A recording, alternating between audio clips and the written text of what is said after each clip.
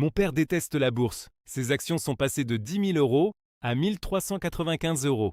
Oui, ça représente 86% de pertes. Et le pire, c'est que tu risques de faire exactement comme lui. Dans cette vidéo, je te dévoile 3 erreurs qui détruisent ton argent en bourse. La première, ChatGPT me l'a confirmé. Et la troisième, c'est celle qui fait le plus de dégâts. Et ChatGPT n'a pas le droit de te le dire. Salut, je m'appelle Matt, je suis un travailleur indépendant et père de famille recomposé. Je te parle via mon avatar.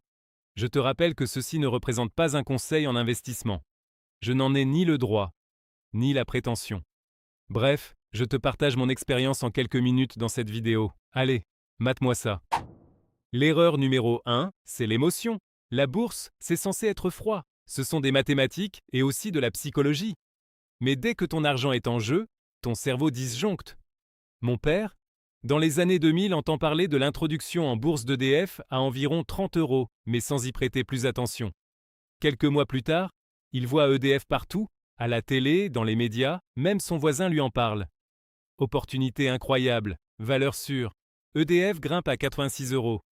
Il achète pour 10 000 € sans savoir que ça serait le plus haut et que l'action EDF ne monterait plus jamais à ce prix-là.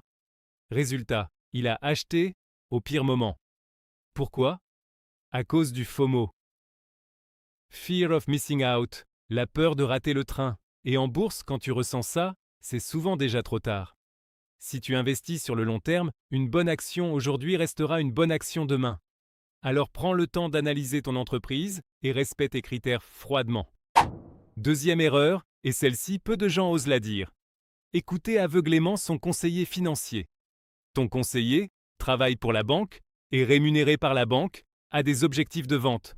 Son but n'est pas ton enrichissement. Alors oui, c'est volontairement provocateur, mais pose-toi une question simple. Si tu ne le payes pas, pour qui travaille-t-il vraiment ? Et pire encore, beaucoup ne sont pas formés à l'investissement réel. On leur dit « vends ce produit ». Ils vendent, produits structurés, frais élevés, complexes pour toi, rentables pour la banque. Donc ne sois pas naïf, mais ne sois pas non plus parano, forme-toi. C'est ta responsabilité. Dans la vidéo qui apparaît en haut à droite, je t'ai vulgarisé les différents actifs à connaître. Troisième erreur, et celle-là, même l'IA a peur d'en parler. Un indice ? Quel est le point commun entre EDF, Orange et Air France ? Écris-le en commentaire si tu as la réponse. Roulement de tambour. L'État. Investir dans des entreprises où l'État est actionnaire. Sur le papier, ça paraît rassurant. C'est l'État, donc c'est solide. Ça ne peut pas faire faillite. Mais en réalité, c'est souvent l'inverse pour un investisseur. Pourquoi ? Parce qu'une entreprise classique a un objectif clair.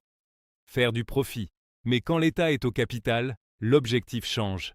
Les politiciens, eux, ont pour objectif la prochaine élection et ils utilisent tous les leviers à leur disposition, y compris les sociétés dont l'État est actionnaire. À ce stade, on ne regarde pas forcément la rentabilité. Regarde ce qui s'est passé avec EDF. Décision politique, prix de l'énergie contrôlé, contraintes imposées. Résultat, une entreprise bridée, une performance boursière dégradée et des investisseurs qui trinquent. Le vrai problème, c'est le conflit d'intérêts. Toi, tu veux que ton argent travaille. L'État, lui, veut gérer un pays. Et parfois, les deux sont incompatibles.